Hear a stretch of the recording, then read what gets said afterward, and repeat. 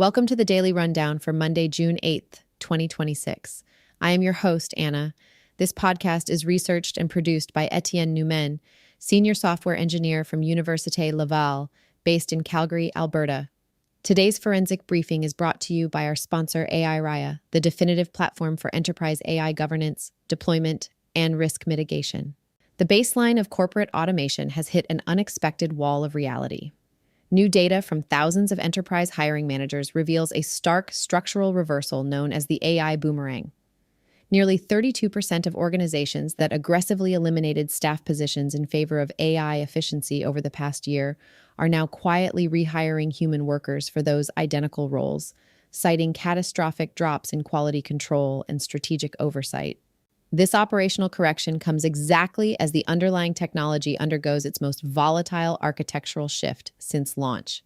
At WWDC, Apple announced the complete rebranding of its voice infrastructure into Siri AI under the new Golden Gate operating system, a shift driven by a secret executive coup that forced Apple to rely on rival Google Gemini models to power its device ecosystem. Simultaneously, internal documents confirm that OpenAI is abandoning simple conversational interfaces completely. Moving ahead of its initial public offering, the company is consolidating coding, third-party plugins, and autonomous agents into a centralized Codex Superapp. Before we break down the telemetry of these shifts, I have an essential request. The distribution of independent tech journalism is controlled entirely by automated platform feeds. To protect your network's access to these daily breakdowns, please click follow or subscribe to the DJAMGAMIND channel on Apple Podcasts to enjoy every single episode completely ads-free. Let's dissect the numbers. Before we begin today's briefing, a note for the brands listening. If you want to reach the true architects of the AI revolution, the technical leaders actually building the stack, not just the tourists, DJAMGAMIND offers select premium partnership opportunities. Let us position your product directly in front of the ultimate technical buyer. Visit jamgamind.com/partners. Welcome to the Deep Dive. Today we're looking at, well, a pretty massive stack of tech, economic, and policy news, all from a very specific date, June 8th, 2026. Right, and to really unpack this stack, we have to adopt a highly specific operational lens. Exactly. So for this analysis, we are acting as forensic venture strategists. Which means our mission today is to perform a clinical, basically a deeply skeptical autopsy on the daily news. Yeah, we are cutting right through the corporate marketing fluff. We want to expose a structural reality that we're calling the Superapp inversion and cognitive surrender. It's a completely necessary lens because the central contradiction in these sources is just staggering. Staggering is the right word. Because on the exact day that the company responsible for sparking the generative AI craze basically declares the chatbot era over. Right. On that exact day, the global workforce is quietly suffocating under this massive automated literacy crisis. And while that domestic cognitive drag is just accelerating, world governments are scrambling to buy equity in the chaos. Both financial and biological equity, which we'll get into. Yeah, we definitely will. But let's establish the baseline reality first. We have to start with the death of chat. Right. Because a senior member at OpenAI literally told the Financial Times, and this is a direct quote, "Chat is dead." Which is wild. The interface that captured 1 billion users is actively being dismantled. Right. Like, why would you kill the golden goose? Why abandon the interface literally everyone knows? Well, they're initiating the largest structural overhaul in their history.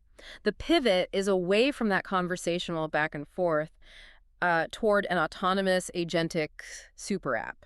Okay, so breaking that down to the listener who maybe hasn't tracked the architecture, they are fusing coding, image generation, and third-party API executions into a single interface. Exactly. Driven heavily by their Codex framework. Right, and Codex is essentially a system that translates natural human language directly into executable computer code or like digital actions. Yeah. And if we look at the financial architecture here, the motive is incredibly obvious. The upcoming IPO. Bingo. They are approaching a highly anticipated IPO, and having 1 billion free users chatting with a bot, that doesn't generate enterprise revenue. No, it just burns compute. So they need to funnel that massive user base into high-value paid business products. Right. And their Codex platform hit over 5 million users recently. That is a 6x increase since just February. Oh, wow. Yeah, the strategic vision here is personal agents executing tasks everywhere. from your desktop to your vehicle dashboard. But wait, deploying autonomous agents everywhere? I mean, that introduces a massive systemic vulnerability, doesn't it? It does, which is why the sources note OpenAI simultaneously had to introduce lockdown mode. Right, to disable live browsing. So they're building these autonomous agents, but immediately having to build, like, cages for them to prevent prompt injection attacks. Exactly. And for anyone who doesn't know, a prompt injection attack is basically a Jedi mind trick for software. That's a good way to put it. Yeah, it's when a user feeds the AI a string of text that overrides its core programming. It basically tells it to ignore its safety parameters and execute a malicious command. Right, and that structural vulnerability is exactly why they're shifting their enterprise deployment strategy right now. Okay, so to understand how these agents actually function in a corporate environment, let's look at the Tax AI case study from the June 8th stack. Yeah, this is fascinating. OpenAI's forward-deployed engineers partnered with Thrive Holdings to automate complex 1040 and 1041 tax returns. And this really stood out to me because they didn't just build a static automation tool, they built this three-part mechanism. Right, a self-improving harness. Exactly. So Yeah. First, a human tax practitioner spots an AI error. Second, the system tracks that process and converts the human correction into a mathematical evil. Basically a rigid grading rubric. Right. And third, a continuous improvement loop scopes that rubric as an engineering task and automatically updates the system's guardrails. And look at the metrics on that. At launch, only 25% of returns had high field accuracy. Which is terrible for tax returns. Right. But within 6 weeks, 90% of returns were hitting 100% correct field completion. Wow. But notice the flow of intellectual property there.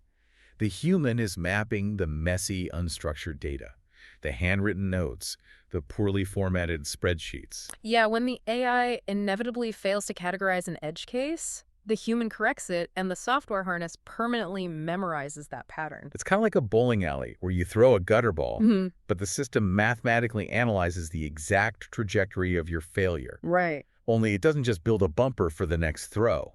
The alley itself recalculates the physics of the lane so a gutter ball becomes literally impossible. That's the structural reality, yeah. But wait, think about the underlying mechanism here. If it's the structural harness improving based on human feedback, and not the foundational models spontaneously generating new reasoning capabilities, isn't OpenAI just productizing human error correction? Yes. That is the forensic reality of this entire ecosystem. The foundational model is still just calculating statistical text prediction. The actual reasoning, the true cognitive labor that's being performed by the human tax expert who spots the failure. So the AI is simply a highly efficient extraction engine for that expert's domain knowledge. Exactly. Which means whoever controls that Superapp interface eventually controls the aggregated labor of all those human experts. And if OpenAI successfully monopolizes that cognitive layer, legacy hardware companies are suddenly staring at their own obsolescence. They absolutely are, which brings us directly to Apple's WWDC 2026. Right, so let's strip away the stagecraft of the WWDC keynote. Please. Publicly, Apple announced their Golden Gate operating system, they emphasized new child safety protocols, and they unveiled Siri AI. Which they heavily branded as a privacy-focused revolution powered by private cloud compute. But the markets barely reacted. I mean, shares traded in a tight, uninspired 3% range. Wall Street completely ignored the marketing. Because they saw the internal structural failure. Back in early 2025, there was a massive mutiny inside Apple. Yeah, the Vision OS team had to step in and basically displace the legacy Siri leadership because Apple Intelligence had completely stalled out. Craig Federighi was blocking Mike Rockwell. John Gianandrea was ousted for Amar Subramanya. It was brutal internal politics. And the technical reality behind all that politics is that Apple failed to build a proprietary model capable of competing with the frontier labs. Their internal hardware and software silos prevented rapid iteration. Right. So what you're actually seeing with Siri AI is a defensive infrastructure alliance. They are deeply integrating Google's Gemini models. Yes, and relying on Google Cloud to handle the actual cognitive processing while keeping the Apple-branded user interface painted over the top. And the irony of this June 8th news cycle is just staggering. Oh, it really is. On the exact same day, Apple effectively admits they must rely on Google's massive cloud infrastructure. Google DeepMind releases Gemma 412B. Right, their new multimodal model. Yeah, capable of analyzing 313 frames of video and audio simultaneously. And for the listener, Here is the real kicker.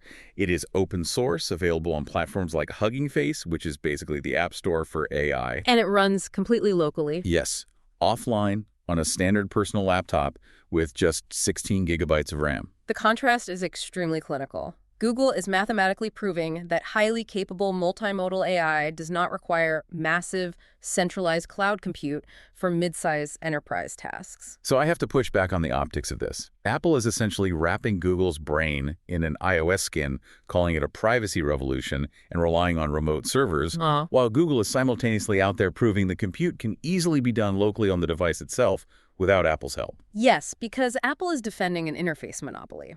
They understand that if the compute moves entirely to an OpenAI Superapp or a Google ecosystem, the iPhone just becomes a commoditized piece of glass. But this infrastructure dependency is a systemic disease across the industry right now. Even xAI is paying SpaceX nearly $1 billion a month just to utilize Google's compute capacity. So if you are listening to this and you run a business, you have to ask yourself a serious question. When a $2 trillion company like Apple is forced to outsource its cognitive engine to a competitor, how does a standard enterprise maintain sovereignty over its own operations? They often don't. That is the critical vulnerability in the current tech stack. When you outsource your infrastructure to an API controlled by a monopoly, you lose structural control over your own workflows. Which is exactly why we partnered with ARI for this deep dive. Absolutely. ARI operates as the premier catalyst for enterprise AI orchestration. In an ecosystem defined by fragile API dependencies and, well, cloud outsourcing, ARI acts as the mathematical solution for local infrastructure management. It really provides the framework for businesses to orchestrate their workflows locally. Exactly. You can deploy models securely and maintain sovereign control over your deployments. So if you want to avoid outsourcing your company's operational brain to a third-party tech monopoly, AII is the structural safeguard you need to be looking at. Because the moment you lose sovereign control over the quality of your output, the economic consequences are immediate and severe. Yeah, this infrastructure fragility at the top tier of tech is crashing directly into the actual labor market. Which brings us to the AI Boomerang Effect. Right. This data from the Robert Half survey was arguably the most revealing piece of our entire stack. I agree completely. They surveyed 2,000 U.S. hiring managers, and 32% of companies that previously downsized their staff in favor of automated AI solutions are now actively rehiring for those exact same positions. And you have to pay attention to the sector distribution here. These are not automated assembly line jobs. No.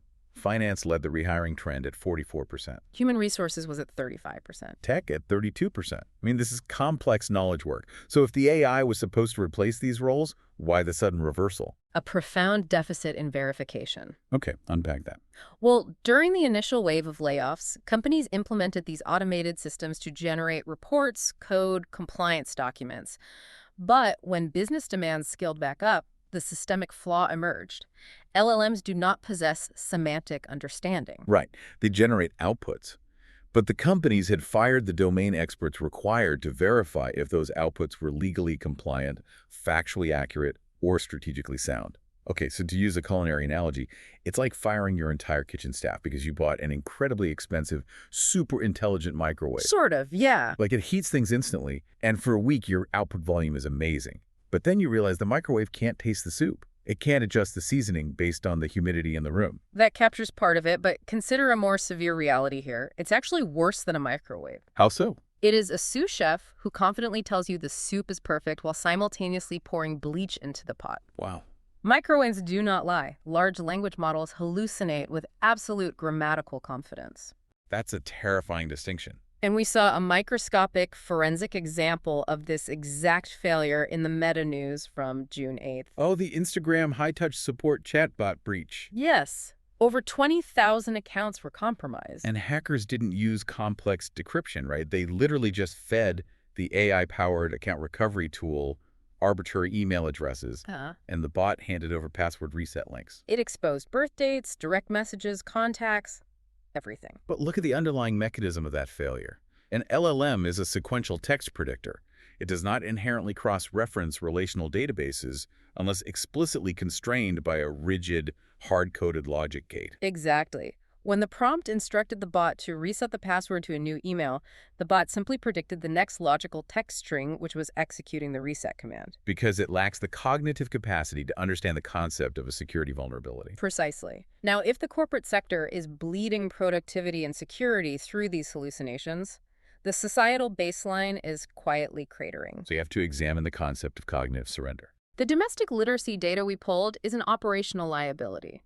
Roughly 130 million U.S. adults currently read below a 6th grade level. And according to ProLiteracy, about 43 million U.S. adults cannot read, write, or do basic math above a 3rd grade level.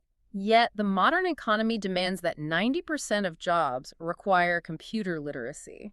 So how do you operate a complex logistics dashboard or draft a corporate compliance email if you read at a 3rd grade level? You use AI to mask the deficit. Sociologists categorize this as cognitive surrender. The act of deferring to an algorithmic output without possessing the foundational capacity to evaluate it. Exactly. Workers are generating safety instructions and benefits forms using AI, blindly trusting the output because they literally cannot verify it themselves. Portland State University professor Stephen Reeder framed this perfectly. He compared AI to a calculator. Oh, the math analogy, yeah. Yeah, a calculator accelerates mathematics. But if you don't actually know what equation you need to solve to build a bridge, the calculator is totally useless. AI is acting as a language calculator, masking massive foundational skill gaps and creating this illusion of competence. And that illusion creates what analysts call an invisible drag. It doesn't appear in traditional quarterly productivity metrics immediately. But it's there. Oh, it's there. When a mid-level manager with low literacy uses an LLM to generate a new internal policy, and that policy contains a subtle, hallucinated legal contradiction, that error ripples across the entire organization. It slows down teams, creates liabilities, and eventually requires the AI boomerang rehiring of experts to clean up the mess. And this masking effect is not confined to domestic enterprise. It is actively rewriting global culture. Right. The sources highlight warnings from academics about a new era of digital colonialism. This comes down to the training beta architecture. Foundational models are trained predominantly on weird data. Western, educated, industrialized, rich, and democratic. Because the data is scraped from North American and European archives and social media platforms. Exactly. So the model fundamentally mimics Western biases. Aditya Vashista from Cornell provided a brilliant, highly specific example regarding Indian cuisine. I love this example. Because the model's parameters are weighted by Western food bloggers and tourists, it mathematically flattens the vast regional diversity of the Indian palate. Right. When asked to describe local dishes, it just defaults to a generic output, calling everything rich, aromatic, and spicy. It is the algorithmic erasure of cultural nuance. Researchers like Julian Posada and Nick Coldry argue that extracting this data from the global south without consent and processing it through Western models to generate enterprise profit is a modern, non-consensual colonial act. The historical seizure of physical land has just been replaced by the frictionless extraction of cultural data. It's a structural reality. Let me pose a structural question to you based on all of this. Okay. If we connect the tax AI harness, where a tiny fraction of experts design the guardrails to this massive global literacy crisis, are we aggressively engineering a bifurcated society? Are we heading toward an economy where a tiny, elite fraction of the population designs the cognitive engines, while the vast majority of the global workforce just mindlessly rubber stamps outputs? They literally lack the reading comprehension to verify. Structurally, yes. That is the exact trajectory we are on. And that systemic fragility is precisely why the ultimate risk managers, sovereign governments, are suddenly moving to nationalize chunks of this ecosystem. Which leads us to the sovereign capital grabs. This is the final, perhaps most chilling piece of the June 8th puzzle. It really is. The White House is actively negotiating to take an equity stake in OpenAI. They're looking at a 1% to 5% stake to seed an American public wealth fund. We must view this impartially as market dynamics, but the political spectrum is entirely fractured on how to manage this risk. Right. President Trump is framing the equity grab as a partnership with the American public, suggesting it would give citizens a direct financial cut of the AI boom, make them rich, essentially. Conversely, Senator Bernie Sanders had previously argued against equity, proposing a one-time 50% stock tax on AI labs to just redistribute the wealth. And then you have tech veterans like former AI czar David Sachs warning that an equity stake is a catastrophic conflict of interest. He calls it an acceleration of corporate government fusion. Because how can a federal government objectively regulate an autonomous super app if that same government relies on the app's quarterly profits to fund its sovereign wealth? They cannot. It compromises the regulatory mechanism entirely. But while the United States is debating how to financialize the risk through equity shares, China is executing a radically different strategy regarding physical integration. The NEO chip. Yes. China officially approved the world's first invasive neurotechnological chip for use outside of clinical trials, specifically for patients aged 18 to 60. The clinical mechanics here are vital to understand. The NEO device is an epidural surface sensor. Meaning it's less invasive than Western competitors because it sits on the surface of the brain. Right. Exactly. It does not physically penetrate the cerebral cortex. It interprets signals directly from the motor cortex. And the results are highly functional. A paralyzed patient named Dong Hui was able to write his own name, and within 9 days of training, he could pick up a ball. But the underlying policy reality is what stops you in your tracks. Yeah. This brain-computer interface is already included in China's national state insurance system. They are normalizing biological integration at the state level. Look at the stark contrast in these two national strategies. It's wild. The United States is trying to manage the AI boom by buying corporate shares and financializing the algorithm. China is literally, physically integrating its population's neural pathways into the hardware through national health infrastructure. It reveals two entirely different philosophies of sovereign risk management. One attempts to capture financial yield from the structural shift. The other attempts to secure biological parity with the compute itself. So let's distill this autopsy. What does this stack of June 8th news mean for you, the listener? The era of the friendly conversational chatbot was a temporary marketing illusion, and it is over. We are rapidly accelerating into an era of multimodal agentic super apps. Massive $2 trillion corporations are forming desperate infrastructure alliances just to maintain their interface monopolies. The workforce is suffering from an invisible drag of cognitive surrender, forcing companies to rehire the human experts they just fired. And underneath it all, sovereign governments are aggressively grabbing for corporate equity and neural integration. The structural shift is no longer theoretical, it is operational. The question is how you orient yourself within it. One of the sources provided a highly rational piece of operational advice that I love. Fear is a terrible learning strategy. Curiosity is a much better one. Which brings us back to the missing steering wheel. As these AI harnesses become completely autonomous, as the super apps eat the interfaces, and as governments become literal shareholders in the algorithms predicting your text, the ultimate metric of your human value will not be how fast you can execute a task. It will be whether you still possess the cognitive independence to know when the machine is lying to you. Exactly. Do you still have the curiosity to understand how the underlying engine works, or have you already surrendered your agency to the calculator? That concludes our forensic briefing for June 8th, 2026. The strategic takeaway for today is the mirage of the autopilot. The emergence of the AI boomerang trend proves that treating frontier models as a plug-and-play human replacement is an executive failure mode. When nearly one-half of financial departments have to rehire the staff they laid off for automation, it reveals that raw efficiency metrics mean nothing without human judgment, context, and structural oversight. The true winners of this paradigm are not the enterprises cutting headcount blindly. They are the organizations using robust orchestration systems to anchor these agentic tools within verified human bounds. To ensure your enterprise doesn't fall victim to the AI boomerang, you need the right architectural safeguards.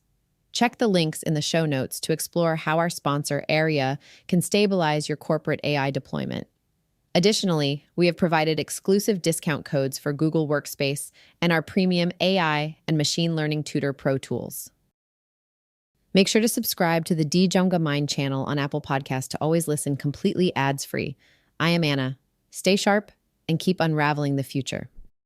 And before you go, if your company is building the tools that power the workflows we talked about today, I'd love to showcase them to this audience. We don't just run ads, we build technical simulations that prove your value. Let's build something together. Visit jamgamind.com/partners to get started. Until next time, keep building.